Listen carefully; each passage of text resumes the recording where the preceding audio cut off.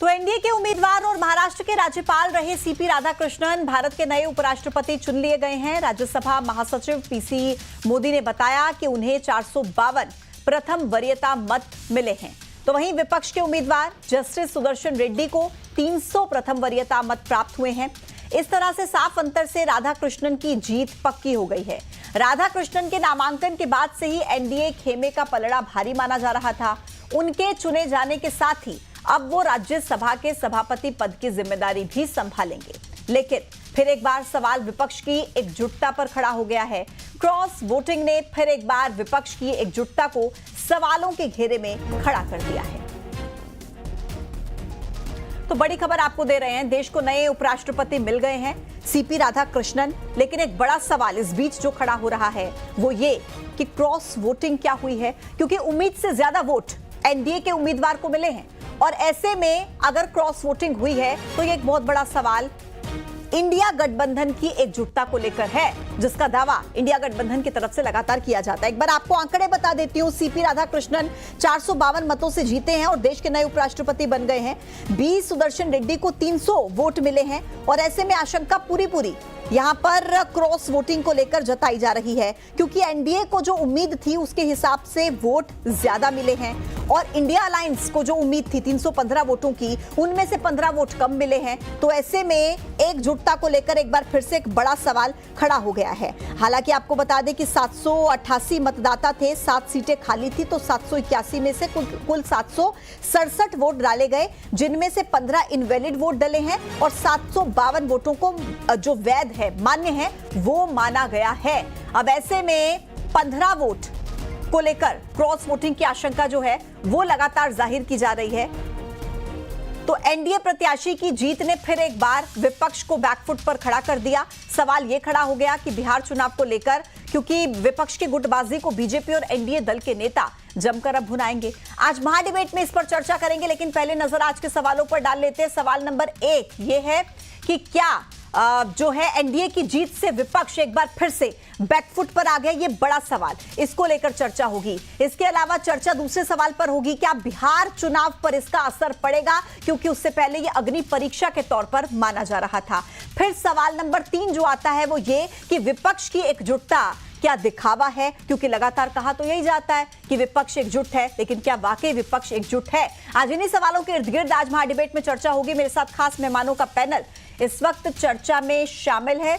सरमन नगेले जी, राजनीतिक विश्लेषक हमारे साथ कनेक्ट होंगे। धनंजय प्रताप सिंह, वरिष्ठ पत्रकार हमारे साथ जुड़ेंगे। यशपाल सिंह सिसोदिया, पूर्व विधायक भारतीय जनता पार्टी के, हमारे साथ जुड़ चुके हैं। अजीत सिंह भदौरिया, कांग्रेस के प्रवक्ता, हमारे साथ कनेक्ट हो गए हैं। राकेश गोयल जी, राजनीतिक विश्लेषक हैं, वो हमारे साथ इस वक्त स्टूडियो में मौजूद है। आप सभी का बहुत बहुत स्वागत है। सबसे पहले यशपाल सिंह सिसोदिया जी, बधाई हो आपको बहुत बहुत। सर, क्या कहेंगे इस जीत पर? क्या जितनी उम्मीद थी एनडीए को उससे ज्यादा वोट मिले हैं? क्रॉस वोटिंग हुई है क्या? सर, क्लियर कर दीजिए।